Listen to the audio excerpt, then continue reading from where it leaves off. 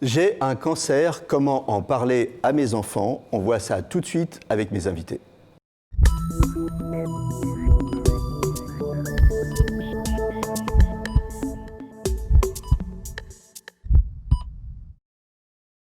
Avec moi sur le plateau de Capital Santé, donc Anne Schweighofer, vous êtes patiente experte, fondatrice de Patients Conseil, et vous êtes co-auteur du livre Maman, là j'ai mon papa, bon mais c'est Maman explique-moi ta maladie.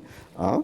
Et Antonia Altmeyer, vous êtes psychologue au service d'oncologie médicale et de radiothérapie de l'hôpital Nord-Franche-Comté, et vous êtes co-auteur de Maman, explique-moi ta maladie, hein, que je viens de montrer, et de Mon papa est malade. Alors celui-là, on peut le trouver en librairie, et ceux-là, c'est des outils très très importants et très très efficaces, on va en reparler après, et ils sont disponibles, eux, gratuitement dans les services d'oncologie, et c'est le laboratoire Amgen qui vous a aidé à faire ça. D'accord ? Anne Schweighofer, vous avez été diagnostiquée d'un cancer du sein en 2008, avec une récidive en 2010. Vous êtes toujours en traitement, vous êtes maman de 2 jumelles, elles avaient 4 ans au moment du diagnostic, 6 ans au moment de la récidive. Et vous, l'annonce de la maladie, ça a été rapidement une obligation parce que la fatigue, l'hôpital, la perte de cheveux, et puis ce petit boîtier que vous aviez sur la poitrine. Donc c'est compliqué d'annoncer ça à des toutes petites, vos toutes petites. C'est compliqué et indispensable parce qu'évidemment, on partage notre quotidien avec nos enfants.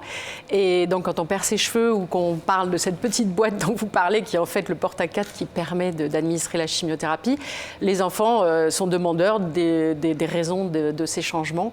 Et effectivement, c'est compliqué d'annoncer la maladie à ses enfants. Ça peut être des moments graves, mais je pense que c'est tout à fait nécessaire. La réaction des filles, c'était quoi? Elles ont eu peur, elles ont pas compris. Qu'est-ce que c'est? Je ne sais même pas si elles se posent la question de la peur, de la compréhension. Pour elles, tout ce qu'on vit avec elles est normal. Hein. Mais effectivement, la perte de cheveux, c'est quelque chose qui est vécu comme une violence. Et puis les questions des copains à l'école et puis les remarques. Mais maman, ta maman a un cancer, va-t-elle mourir? Oui. Donc c'est un moment compliqué. Donc la mort, il faut en parler parce que sinon c'est les enfants en fait qui vont vous en parler. Il ne faut pas éluder la question. Tout à fait. En fait, qu'est-ce qu'il faut? Il ne faut rien éluder. Il faut employer les bons mots, pas dramatiser. Mais malgré tout, pas minimiser, c'est ça qu'il faut faire? C'est ce que vous avez fait, du moins, vous? Oui, je pense que c'est ça qu'il faut faire et surtout, il ne faut pas hésiter à aborder les sujets, mais peut-être pas balancer toutes les informations, peut-être au fur et à mesure de ce qu'il se passe et au fur et à mesure des traitements. Quand ça vous est arrivé, vous n'étiez pas en couple, donc vous avez eu qu'à demander à vous-même. C'est plus facile finalement de réfléchir avec soi-même pour savoir quand on annonce ou quand on n'annonce pas la maladie, ou à votre avis c'est plus compliqué quand on est en couple parce qu'il faut être d'accord sur le moment de l'annonce, tout ça. Qu'est-ce que vous en pensez de ça? Oui, je pense que c'est plus compliqué. Pour moi, ça a été assez facile d'annoncer seul ce cancer sans effectivement se préoccuper de la temporalité et de la souffrance de l'autre. Mentir, ça n'a jamais été une option? Ah non, et c'est presque pas possible. Vous êtes physiquement atteint par le cancer, vous êtes fatigué. Moi, je me souviens quand mes petites avaient 4 ans et qu'il fallait leur donner la douche en se penchant avec des nausées. Il y a un moment, ça demande une certaine autonomisation de vos enfants et donc forcément, non, ce n'est pas une option. Et vous les avez informés régulièrement de la maladie? Très régulièrement, oui. C'est vous qui les informiez ou c'est elles qui demandaient ou c'est les deux finalement? C'est les deux finalement. C'est les deux. Donc c'est devenu... Est-ce que je peux dire que c'est devenu quelque chose, une conversation banale finalement entre vous? Exactement. Vous avez parlé du cancer comme vous auriez parlé du boulot, comme vous auriez parlé des prochaines vacances? Exactement, et j'ai envie de vous dire, comme je suis toujours en traitement, que ça fait partie de notre quotidien et qu'elles ont grandi avec la maladie. Oui. Et qui fait partie de notre quotidien. Demain, je vais à ma chimio. Alors, ça paraît lourd comme ça, mais malgré tout, vous nous avez dit en préparant l'émission, il ne faut pas oublier de vivre. Et puis, vous avez l'air joyeuse, être super souriante, tout ça. Il ne faut pas oublier de vivre, il ne faut pas oublier de maintenir une vie sociale pour la famille. Il ne faut pas oublier les loisirs, il ne faut pas oublier de partir en vacances. Et je pense qu'on peut faire tout ça. Donc il ne faut pas se laisser phagocyter, bouffer, j'allais dire, par la maladie, c'est ça? Parce que sinon c'est trop lourd pour tout le monde, y compris pour les filles. Oui, et puis c'est de leur enfance. Une enfance, on n'en a qu'une. Elles ont quel âge aujourd'hui? Elles ont 15 ans. 15 ans. Une enfance, on n'en a qu'une, et je pense qu'il faut préserver l'enfance de ses enfants. Il faut tout faire pour que ça reste un moment, vous le savez tous, on n'oublie pas son enfance. Donc il faut que ça reste un moment joyeux, ouais. Antonia Altmeyer, qui doit annoncer le cancer aux enfants? Est-ce qu'on laisse ça aux médecins? Est-ce qu'on laisse ça à des psys? Est-ce que c'est les parents? Est-ce que c'est plutôt papa? Est-ce que c'est plutôt maman? Qui doit annoncer le cancer aux enfants? Moi, ce que je conseille... Et est-ce qu'on doit l'annoncer? Oui.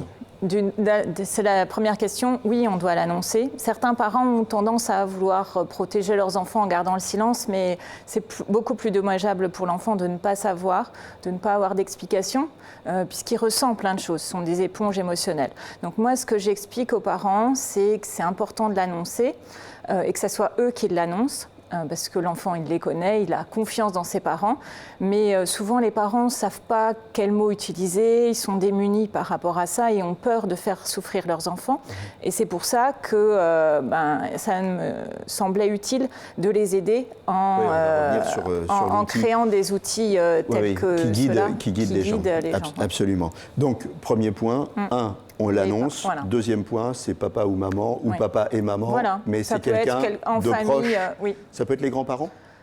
Si les parents, c'est pas possible pour eux ou ils se sentent pas, ça peut être les grands-parents, mais dans la mesure du possible. En tout cas, c'est quelqu'un de proche, c'est pas un professionnel. Oui. Bon, on fait l'annonce s'il y a des frères et sœurs, à toute la fratrie, ou alors on les prend un par un, ou alors on dit lui il est tout petit, on va le préserver, on fait l'annonce aux deux grands et comment ça doit se passer? Après, ça dépend exactement des âges. S'il y a une grosse différence d'âge, ça se discute. Mais moi, je conseille vraiment de le faire à toute la fratrie en même temps. Comme ça, il n'y a pas d'idée, on m'a caché des choses, on en a dit plus à l'un qu'à l'autre. Et puis, les enfants sont au courant que tout le monde sait la même chose et ils peuvent se parler aussi entre eux de tout ça. Il n'y a pas de place aussi laissée à l'imaginaire ou à l'interprétation ou au fait que les grands vont ensuite reporter à des petits, aux plus petits. Donc tout le monde sait que c'est pas un sujet tabou au sein de la famille, on peut en parler. Alors c'est compliqué, justement, il faut utiliser les bons mots. Alors c'est pour ça que vous avez